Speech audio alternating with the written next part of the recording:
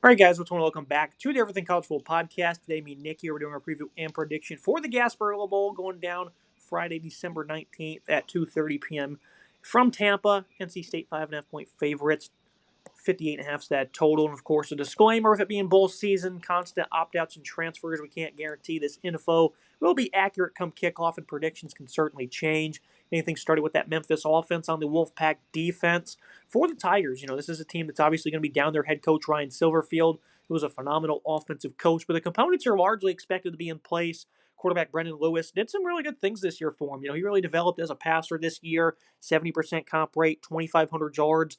15 touchdowns. He also ran for 600 plus yards and 9 more scores, 6'3", 200 plus pounds. Very impressive player here.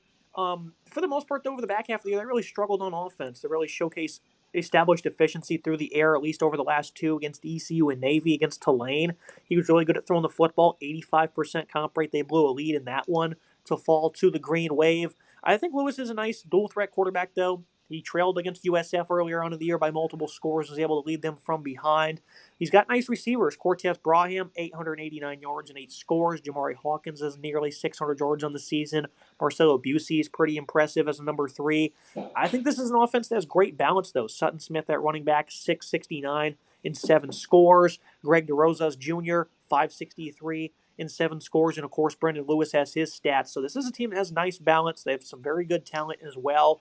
NC State, this is a defense that's definitely struggled. They're one of the worst nationally against the pass. They have been better, though, against FSU and North Carolina. Teams that can do all right at throwing the football. They played very well in those games. Before that, though, it was a stretch of 4 straight games of 340-plus yards against some good teams. All those teams were ranked, of course.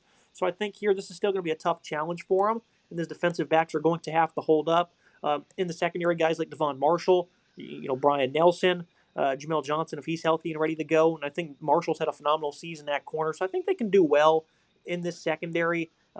Assad Brown, Ronnie Royal, a lot of young guys that were playing safety this year, and they really tried to figure things out. So maybe they've really starting to, find their groove. Although it is, December and the season's technically over, I definitely think those younger cats will play with a lot of energy. This defensive line, led by Sebastian Harsh, Sion Stone, Brandon Cleveland, all pretty respectable run stoppers. It's not the worst run defense in the world for NC State, definitely not the best, but one that I think can be competitive. And, of course, in the middle, you have some great playmakers.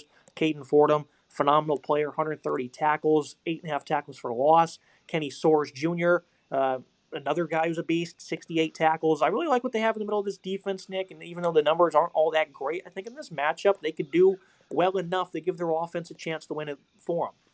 Yeah, this is a very interesting matchup here. I think there's one thing that I'm expecting in bowl season. It's a lot of points in the Gasparilla Bowl. I think both these offenses are pretty solid. The defense, I think, are a little bit questionable at times. I'll start with the Memphis offense. I think it's a very intriguing unit. About 34.6 points per game. Pretty good number, 5.12 yards per attempt, 6.2 yards per play. Really efficient across the board here. They have a lot of different pieces. I think the rushing attack is certainly interesting with Sutton Smith leading the way. The 7 rushing touchdowns for him, 670 on the ground. He has been really solid. While I think they have some good pieces, Brendan Lewis, I think is really solid, 618 and 9 rushing touchdowns for him. He's a pretty solid quarterback. 70% comp rate's impressive, 2,500 yards passing, 15 touchdowns, 6 picks. He has come into his own throughout the season. I think they have really good balance. They have 4 different guys who have at least 7 rushing touchdowns, so that's a really good, impressive number there. They spread the wealth out. Cortez Barham's a really solid receiver for this team. No, definitely their top target in the red zone, while Jamari Hawkins is a really solid target outside of the red zone. 17.4 yards per grab for Hawkins is a pretty good number. I like that efficiency there. He's getting good targets. I think Lewis has stepped in, has been a really solid quarterback for this team. This is an NC State pass defense that is really weak, and I think this is a big potential advantage for this Memphis Tigers team, is to attack them through the air and really put a lot of points and emphasis on getting chunk plays and big yardage. Certainly going to probably target Hawkins a lot in that situation to get him those chunk plays and big yardage. I think there are some key pieces on this defense. I think Fordham's a really solid linebacker. Has been good for this team. 130 tackles is a pretty impressive number. 8.5 TFLs, 3.5 sacks. Suarez Jr. has been really solid. Assad Brown's really good in the secondary, leading the way. I think he's a good asset for this team. Devon Marshall has 2 picks on the season and 15 pass breakups. That's a ridiculous number. He has been a key asset. Jackson Vick, I think, has been a really good piece in the secondary as well. I just think they're a unit that's prone to getting gashed. 21 touchdowns to only 8 picks for the secondary. They're giving up 4.33 yards per attempt on the ground, but 6.18 yards per play. That big discrepancy, I think, is always concerning when you look at a pass defense. So this is a unit that they have to play strong here. The secondary has to be good. They've improved, right? They looked better against Carolina, and they did look good against Florida State, but this is a tough test here. I think their quarterback play featuring Lewis is really good for this Memphis team. I'm expecting a lot of points from both teams. I think Memphis will hold up their bargain. I like the over in general in this game. I think this is certainly a game where there'll be a lot of points shared back and forth. And I know the Memphis offense has not had the greatest of weeks the last couple of weeks, only 17 points against Navy. But I think they'll get into a groove here. They'll put points on the board. I like the opportunity for this offense to attack a defense that has a questionable secondary. And for Memphis, this offensive line's not been great in pass protection. Chris Adams at left tackle has allowed 9 sacks. The right side of the offensive line is also combined to allow 9 sacks. Most of that on the guard. Travis Burkle at right tackle has been pretty good this year collectively, but they have had those struggles, and it could be a problem. Even at center, Yakiri Walker has not been that great, and this is an NC State front that's going to be incredibly aggressive, and they have the talent to definitely win this matchup repeatedly. And Lewis is not always the best at having to work through the back half of his reads, so I definitely think that NC State could have an advantage in this one.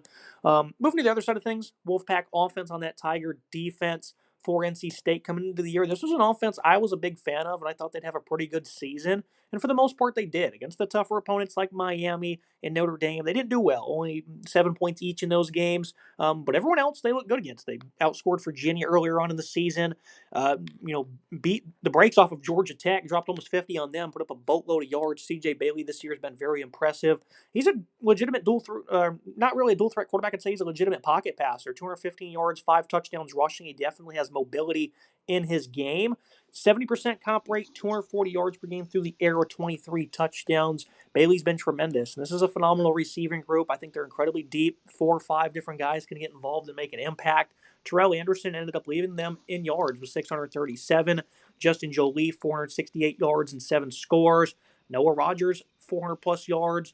Wesley Grimes has also been involved for a big play occasionally. And then Hollywood Smothers at running back has 37 receptions. He's been a nice check down option for him, while also adding 939 yards rushing and 6 scores. 150 yards per game for NC State on the ground. That's definitely doable when it comes to getting balance. Memphis, they've been solid on the defensive side of the ball. A lot of transfers this year came in and helped lead them to a nice rally. I felt like against the tougher opponents, though, this defense would struggle, and they certainly have. William Whitlow Jr. coming off the edge is tremendous. Jalen Bell on the interior as well. So they have 2 legitimate run stoppers that can definitely create some havoc. Sam Brumfield, an elite linebacker in the middle. Not very good in coverage, though, but against the run, he's one of the best in the country. And then in the secondary, you have guys like Omari and Cooper. And then at safety, Kamari Wilson, who've had great seasons, respectively. The numbers are one thing, Nick, but again, I don't think this defense is all that great against the tougher opponents. I definitely think they're going to struggle in this one. They do have playmakers, though, that can definitely halt drives at any moment. But when you look at those games like ECU, Tulane, USF, Arkansas, for example, even though they look good in the second half of that game back in September, I just don't think they're all that great. And in this matchup, I think the balance will definitely hurt them. I think the balance will certainly hurt them. I like what the balance could look like for this NC State team. This offense, I think, has been solid. Obviously it leaves a little bit to desire, but I think it's still a good offense overall. About 30 points per game, 4.55 yards per attempt, and 6.11 yards per play. Good numbers there. I think they're able to put a lot of points on the board in situations. The offense is blowing hot and cold, certainly, but C.J. Bailey, I think he's been equally a strong quarterback so far for this team. 70% comp rate for him as well, 2,800 yards passing, 23 touchdowns and 9 picks. He's been good, right? He's been able to put the ball in the end zone, has been really solid. 215 yards rushing for him and 5 scores. Hollywood Smothers has been obviously the top back, about 1,000 yards, 6 yards per attempt, and 6 touchdowns for Smothers. He's been really good. Jaden Scott's been solid, about 500 yards and 4 scores. So I like that they have a couple different backs as well. Will Wilson has also been involved in the quarterback draw game, and they've got him involved, about 9 touchdowns for him. Terrell Anderson has been a fun receiver to watch for this team. He's been really good, 5 touchdowns, 16.8, while Justin Jolly, the tight end, has 7 touchdowns. He's a huge red zone target for this team. Noah Rogers, Wesley Grimes are really solid pieces, as is Teddy Hoffman. So there's a lot of different guys. They go about 5 deep in the receiving core. I think this is a good good passing attack that's really solid here. They're facing up against a Memphis team that's been prone to give up yards on the ground, 5.12 yards per attempt, 6.2 yards per play. They've given up 16 passing touchdowns to 8 interceptions on the season. I like some of the pieces they have. I think Brumfield's a really good linebacker, 106 tackles, 13 TFLs, 4.5 sacks. I think, Drew Watts is also solid as well, 69 total tackles, 9.5 TFLs, 3 sacks for him. I think, Chris Bressy is not bad in the secondary. 8 pass breakups for him. He's been really solid for this team. Kamari Wilson's been solid as well. But I think there's some potential for these guys to get beat as well. Omari and Cooper is a solid piece as well for this Memphis team. I think there's an opportunity for this NC State team to have good balance, control the time of possession, and attack you through the air and on the ground. I think their balance is what's going to be really hard to stop. I think they have good balance across the board. I like the pieces they have on this offensive side of the ball. If the O-line can stand up strong and be good here, I think that will be a huge difference maker because there are some key pieces that can get in the backfield and cause some havoc. So if the offensive line just plays an above average game, I think NC State ends up winning this game at the end of the day. The O-line's got to look good. They have to certainly have a solid day. I like the pieces on both sides of the ball here, but I think this offense for NC State has a lot of potential to put points on the board and really, be in a good spot. This Memphis defense has looked a little shaky at times the last couple of weeks. They gave up 31 to ECU, 38 to Tulane, 28 to Navy. I think they're in line to give up a lot of points again. They've just been really struggling through their progressions, have not looked good on the defensive side of the ball, I beg your pardon, and lack that discipline. I think NC State can certainly expose that. This is a good coach team in the Wolfpack, and they have an opportunity to do so. Yeah, I definitely think one thing that's definitely in the advantage of the Wolfpack is their offensive line, led by an elite left tackle, Jacarius Peak. Memphis, they only get penetration from the linebackers. Sam Brumfield, Drew Watts have been tremendous this year at firing downhill, but they don't have a lot in terms of their defensive line that can generate pass rush. So I definitely think that's another advantage in their favor. What are the final thoughts in the prediction in this one? I think NC State to cover is probably going to be the best bet. I just think their offense will do really well in this one. Memphis, I think that they're definitely going to be at full capacity, most likely, minus their head coach. I think that this is going to be more of a shootout type game. I think the Wolfpack will get the job done. Even though I picked them to win by 7, I'm thinking your score is a little bit more realistic, Nick. A 10-point victory from NC State. I think 7+ point victory is on the horizon here for NC State to get the job done in Tampa. I think this will be a good game, but I don't see the Wolfpack losing.